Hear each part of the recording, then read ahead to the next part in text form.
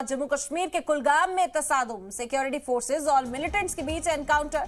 बता दें कि कुछ मिलिटेंट्स के घिरे होने का अंदेशा भी इस वक्त जाहिर किया जा रहा है। तो बड़ी खबर है इस वक्त की जम्मू कश्मीर के कुलगाम से तसादुम देखा जा रहा है। सिक्योरिटी फोर्सेज और मिलिटेंट्स के बीच एनकाउंटर जारी है। कुछ मिलिटेंट्स के घिरे होने का अंदेशा है, जिन्हें पकड़ने के लिए, ढेर करने के लिए इस वक्त पूरे इलाके को मुहासरे में लेकर सर्च ऑपरेशन भी चलाया जा रहा है। तफसीली जानकारी के साथ खुर्शीद आलम हमारे नुमाइंदा इस वक्त हमारे साथ जुड़ गए हैं। खुर्शीद, क्या खबर मिल पा रही है?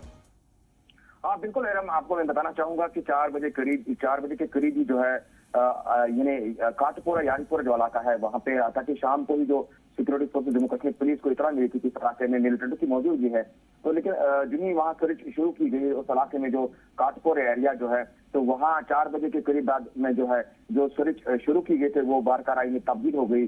तो उसके बाद जो है एनकाउंटर जारी है और वहाँ पे ये भी बताया जा रहा है 1 से लेकर 2 मिलिटेंट की वहाँ पे मौजूदगी है। जी राम, बिल्कुल, इत्तला मिलने के बाद इस वक्त सर्च ऑपरेशन चलाया जा रहा है। एनकाउंटर की खबरें सामने आ रही। खुर्शीद, क्या इंतबाह दिया गया है? सरेंडर करने को दहशतगर्दों को कहा जा रहा है, किस तरह से ऑपरेशन इस वक्त अंजाम दिया जा रहा है? देखिए तो मैं आपको बताना चाहूंगा कि आपने देखा होगा हाल ही में इसी इलाके में जो एनकाउंटर हुआ था, जिसमें वो यानी एक जो अपील की गई थी, सिलेंडर अपील, जिसमें एक नौजवान ने जो जिसने बंदूक उठाया था उसने सिलेंडर किया। तो इस हमेशा ये जो कोशिश रहती है कि जब भी एनकाउंटर्स होते हैं तो सिलेंडर की ऑफर दी जाती है ताकि उनको जो है कौमी दायरे में ले जाने की कोशिश की जाती है। लेकिन अगर अक्सर देखा गया कि सिलेंडर जो है वो ठुकराया जाता है।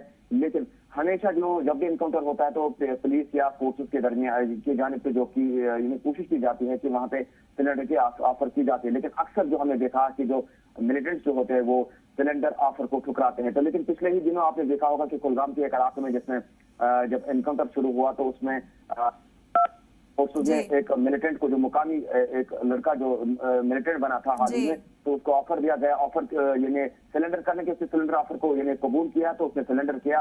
तो ये कहेंगे कि हमेशा ये कोशिश रहती है कि जब भी एनकाउंटर्स होते हैं तो वहाँ पे सरेंडर करने के मौके दिए जाते हैं। खुर्शीद, यहाँ पर 2 से 3 दहशतगर्दों के छिपे होने की इत्तला मिल पा रही है, क्या और खबर इस हवाले से मिल रही है? क्या ये मकामी मिलिटेंट्स हैं या फिर सरहद पार से घुसे दहशतगर्द हैं? किस तंजीम से वाबस्ता हैं? कुछ इस तरह की जानकारी सामने आ रही है?